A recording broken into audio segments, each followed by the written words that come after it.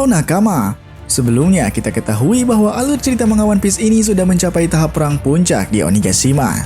Pasukan samurai dan aliansi berulang kali menunjukkan aksinya yang ingin menumbangkan kekaisaran Kaido dan Orochi. Dan di video kali ini, Paradox akan melanjutkan cerita pada chapter sebelumnya. Kita harap hal ini bisa membuat kalian terus mensupport kami agar bisa tetap terus eksis untuk mengupas cerita-cerita di anime One Piece ini. Tanpa perlu banyak basa-basi, mari langsung saja kita berlayar! Spoiler chapter 1050 ini berjudul Kemuliaan. Pada sampul chapter 1050 kita diperlihatkan dengan gambar Ichiji dan Reiju yang telah tiba dan membantu Niji dan Yonji. Dan ternyata benar seperti yang telah kita duga pada sampul chapter sebelumnya kemarin. Ternyata orang yang telah membebaskan Niji dan Yonji dalam buku penjaranya itu adalah Ichiji dan Reiju. Oke, kita lanjut ke cerita. Pada scene awal telah menceritakan bagaimana Kaido telah terjatuh hingga jauh ke dasar tanah negeri Wano Kuni.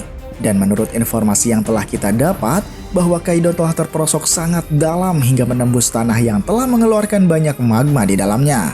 Lalu Big Mom yang sebelumnya telah berhasil dikalahkan oleh Kid dan Law, dia juga telah mengalami posisi yang sama dengan terperosoknya jauh ke dasar tanah seperti yang Kaido alami. Sementara itu magma yang berasal dari dalam tanah negeri Wano Kuni tersebut telah mengalami suatu ledakan besar dengan menimpa tubuh Kaido dan Big Mom yang berada di dalamnya.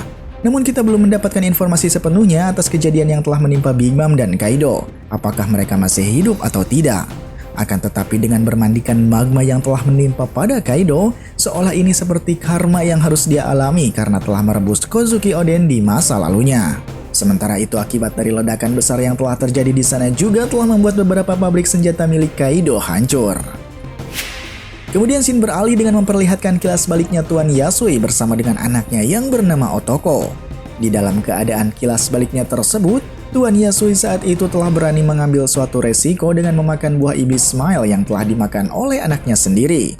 Tuan Yasui bermaksud melakukan hal ini dikarenakan dia tidak ingin melihat anaknya tertawa sendirian karena akibat efek buruk dari memakan buah iblis tersebut. Di dalam ceritanya itu, ternyata Otoko telah terlebih dahulu memakan buah iblis Smile sebelum akhirnya ayahnya juga ikut memakannya. Kejadian yang sangat memprihatinkan untuk penduduk negeri Wano, terutama kota Ebisu yang saat itu dilanda kelaparan. Dan kebanyakan dari mereka terutama Tuan Yasui dan anaknya telah mengambil jalan terakhir dengan memakan buah iblis Smile demi untuk mempertahankan hidupnya. Kemudian scene beralih ke tempat Nekomamushi berada.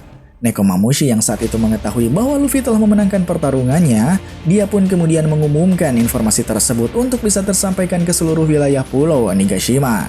Sehingga atas informasi yang diumumkannya ini, Nekomamushi berniat untuk segera menghentikan beberapa pertarungan yang masih berlangsung.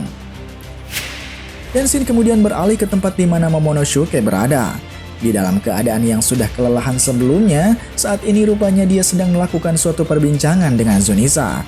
Dalam perbincangannya, Zunisa mempertanyakan pada Momonosuke kapan negeri Wano akan membuka perbatasan negerinya.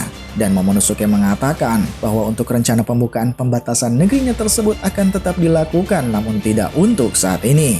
Alasan mengapa Momonosuke menunda pembukaan pembatasan negeri Wano, kemungkinan ini dikarenakan ketika melihat keadaan negerinya yang baru saja melewati pertempuran besar. Oleh karena hal itu, Momonosuke butuh waktu untuk memulihkan terlebih dahulu negerinya ketimbang membuka pembatasan tersebut. Lalu pada saat yang bersamaan dengan perbincangannya yang dilakukan bersama Zunisa, Shin telah memperlihatkan bagaimana Momonosuke kembali ke dalam wujud manusianya. Akan tetapi perubahan wujud manusianya ini tidak begitu diperlihatkan dengan jelas karena dihalangi oleh suatu asap tebal yang telah menyelimutinya. Walaupun begitu, kita berasumsi bahwa Momonosuke ini telah kembali ke dalam wujud manusianya dengan keadaan yang berbeda dari sebelumnya. Karena setelah perubahan usia yang dilakukan oleh Shinobu terhadapnya, membuat naga Momonosuke yang tadinya kecil pun tiba-tiba berubah menjadi seekor naga raksasa. Dan besar kemungkinan, wujud manusianya juga telah tumbuh menjadi seorang pria dewasa, bukan lagi Momonosuke yang kita kenal sebagai anak kecil. Sementara itu dalam keadaannya tersebut, pada saat yang bersamaan Denjiro pun datang ke tempat Momonosuke dengan membawa Hiyori bersamanya. Setelah tiba bersama di tempat Momonosuke, Denjiro tiba-tiba mengatakan bahwa dia telah membawa seorang shogun dari negeri Wano ke sini. Dan apa yang telah dikatakan oleh Denjiro ini seolah mengundang pertanyaan untuk kita siapa yang dimaksud shogun yang dibawanya tersebut. Karena seseorang yang dibawanya saat itu yang kita ketahui adalah Hiyori. Apakah mungkin Hiyori akan menjadi shogun selanjutnya yang dimaksud oleh Denjiro? Lantas apakah Momonosuke yang katanya dulu akan menggantikan sosok ayahnya meneruskan menjadi shogun? Lalu posisi apakah yang akan Momonosuke dapatkan setelah kerajaan di negeri Wano kembali menjadi pulih?